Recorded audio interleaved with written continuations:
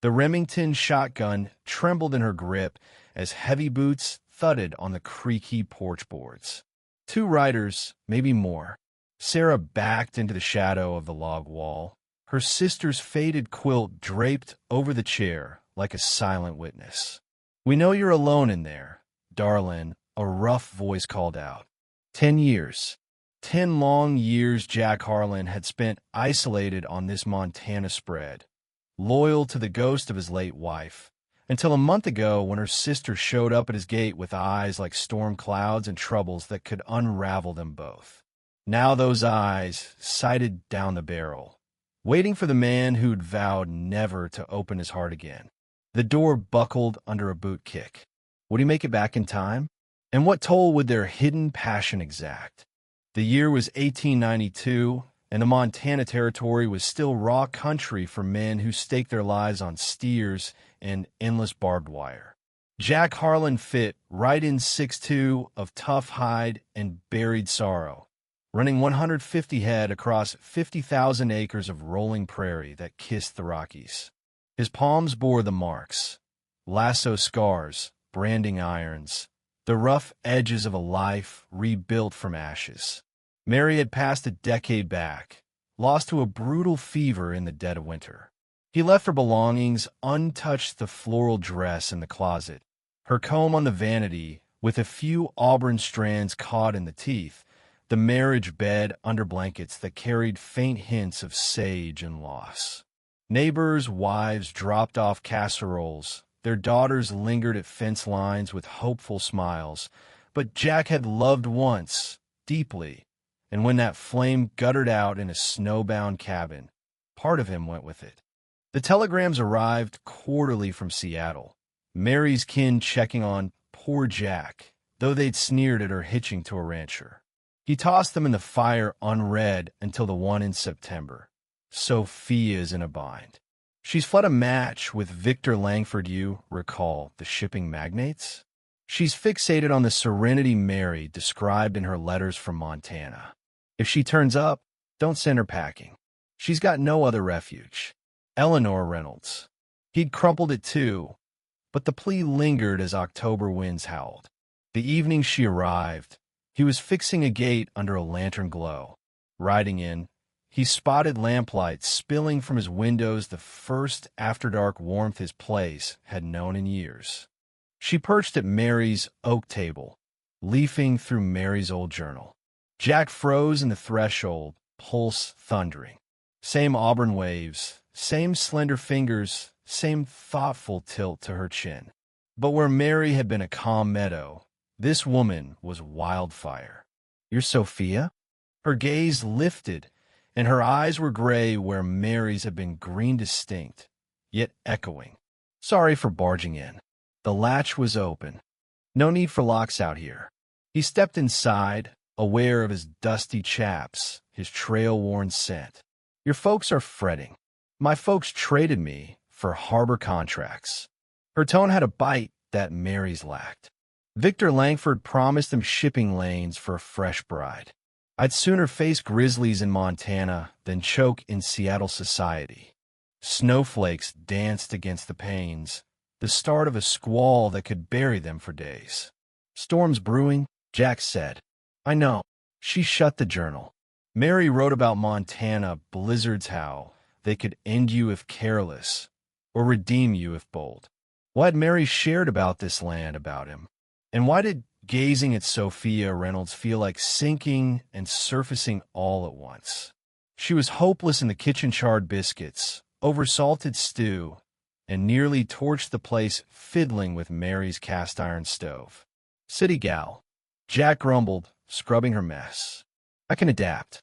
Sophia stood framed in the doorway, Mary's apron cinched over her wool skirt. The image stirred a pang in his gut. Mary adapted, didn't she? Mary was built different. He couldn't voice how Mary had been a steady breeze to Sophia's gale, how Mary slipped into ranch life seamlessly while Sophia battled every inch of solitude, the labor, the vast quiet. But she was tenacious. When he caught her at first light in the barn, attempting to curry the horse with manicured hands, A crack formed in his resolve. Like so, he positioned behind her, his rough palms guiding hers on the brush. She carried a whiff of lilac and grit. When she leaned into him briefly, Jack's breath hitched.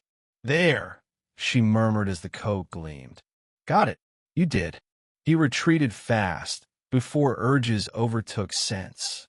The norther struck 4 days on, winds howling like banshees, snow blotting the world past the cabin. Jack tallied half his herd drifted, lost in the whiteout. Heading out for him, he told Sophia, shrugging into his oilskin, "In this, you'll freeze solid. Then my everything." But she was grabbing Mary's heavy coat, jaw set in that familiar line. "Then I'm with you. No chance. You need backup, and I need to earn my keep." Did she belong? And at what price to uncover it? They located the steers bunched in a gulch 3 miles out, iced but breathing. Herding them back, Sophia's cheeks went ashen, fingers numb. Jack stoked the hearth and brewed whiskey-spiked tea. She huddled in blankets, shivering. "Thanks," he said softly. "For what?" "Not quitting." She eyed him over the mug, and for an instant he saw not Mary's echo, but Sophia Reynolds' fierce, unyielding, radiant on her terms. Is this what Mary felt? This fits in. Mary never scraped for it. Maybe that's why Stato claimed what she didn't have to. The words hovered like embers. Jack rose abruptly, seeking refuge in space. But that night, in his frigid bed, he strained for her breath from the spare room, pondered the warmth of companionship. When her sobs filtered through stifled, privateer it took iron will not to cross that threshold. Some fights, he reckoned, were solo. The outlaws rode in on a Wednesday while Jack was in town for feed. Sophia spied them from the window, 3 hard cases on lathered mounts, eyeing the place like wolves at a lamb. Mary's journal warned of such drifters, preying on remote outfits where law was a day's ride off. She grabbed the Remington from the rack, palms slick. She'd never squeezed a trigger. "Anyone home?" the leader bellowed, his drawl oily as snake venom. Sophia held silent, willing them gone. They weren't. The door shattered under a shoulder charge, the big one stepping in with a mocking bow. "Well, hello, sweet thing. All by your lonesome." His leer crawled over her like filth. "Husband's out," she said, voice steadier than her nerves. "Back soon. Plenty of time to chat." The second appeared, wiry with a knife scar twisting his grin. Real neighborly-like. The shotgun weighed like lead. "Back off." "Or what?" The leader chuckled. "You savvy that scattergun, missy?" She shouldered it as she'd seen Jack do. Enough to matter. He charged. The blast roared, buckshot chewing the jam near his ear. They halted. "Next in your gut," she said, pumping the action Jack style. "Your call." For a beat, retreat flickered in his eyes. Then he grinned. 6 shells left, honey. Reckon you can drop us all." They fanned out. Sophia retreated to the table, barrel whipping between them. "Easy now," Scarface cooed. "No harm meant, just friendly." "Damn friendly," the leader echoed, hand drifting to his holster. Sophia fired, clipping his arm. He reeled, swearing. 5 left. Scarface drew. "You winged buck. Should have vamoosed." But tremors wrecked her aim now, fear spiking. Scarface leveled his revolver, and Sophia, new death, stared back. The door exploded anew.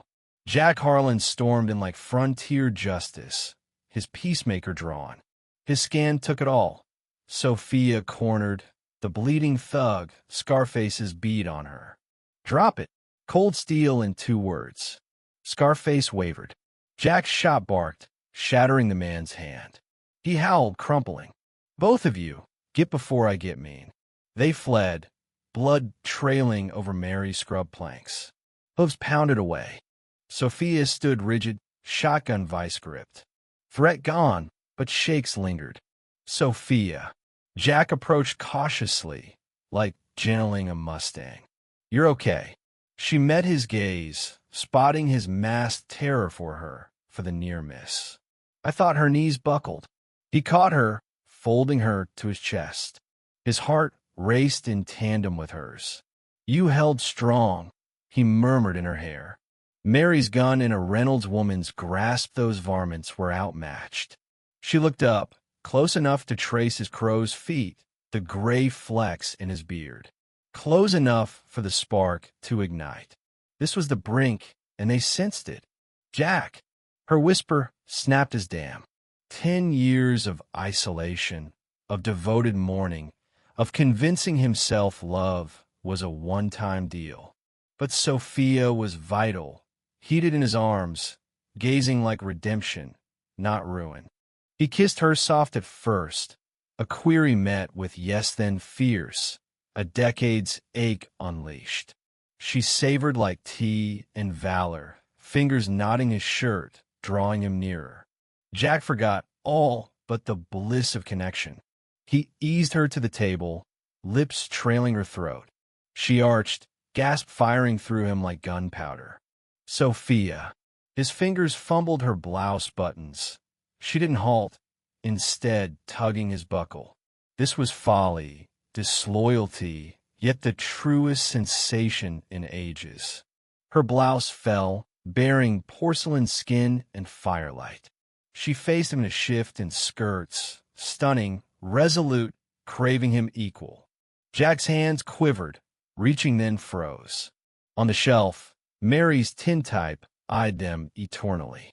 His wife, his soul's anchor, who died in this cabin as he clutched her, swearing endless fidelity. Shame slammed like a fist. Can't. He withdrew, ragged breaths. Lord, I can't. Sophia's expression shattered. Jack, this is Mary's home. Mary's space. Mary's, he choked on man, for it would shatter them. She redressed, trembling. I get it. I should have known I can't rival a memory. She brushed past to the bedroom, back ramrod despite tears. The latch snicked like doom. Jack lingered amid chaos, his iron wool fractured. Outside, winds keened. Inside, a quiet gape like a scar. Mary's image beamed unchanging. Some vows endured eternally. But what happens when eternity crashes into now? When honor warred with hunger? When a phantom barred 2 beating hearts? Dawn found that Sophia had vanished. Her note, crisp, 3 sentences. Grateful for showing me Mary's haven. Sorry, I couldn't fill her shoes. Train departs Billings at midday. S. Jack reread it in the chill kitchen. Coffee stale, fire cold. Air felt hollow sans her. He ought to release her, thank fate for dodging sin. Instead, he saddled his sturdiest gelding. The trail to Billings snaked 42 miles over frostbit plains. Jack rode hellbent, horse devouring ground. A distant locomotive wail spurred him far, yet closing. Too distant, too tardy, but he pressed for some shots fired once, for a decade's regret schooled him on unspoken weights, for Sophia deserved love in her light, not Mary's shade. The station emerged from mist, sheds flanking iron tracks, linking Montana to the world.